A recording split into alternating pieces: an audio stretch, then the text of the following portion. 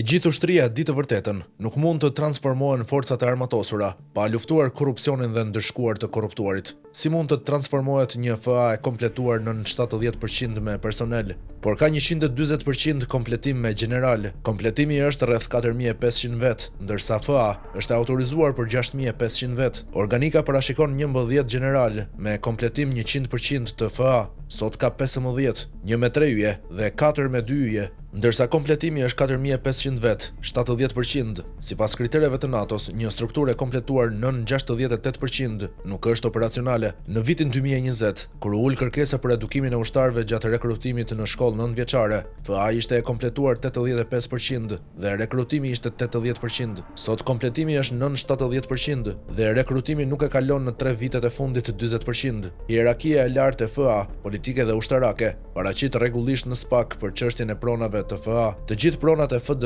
nga Shëngjini në Sarandë janë piketuar për oligarkët. Kjo ndërsa 2 baza detare të FD, Saranda dhe Shëngjini, rreth 70 hektar, janë nën sekuestro preventive. Në 2 vitet e fundit, Ministria e Mbrojtjes ka kthyer në Ministrinë e Financave 48 dhe 46 milion euro, gati 9% të buxhetit, prej 510 deri në 520 milion euro. Ky fond i kthyer është nga fondi i prokurimit të Ministrisë së Mbrojtjes.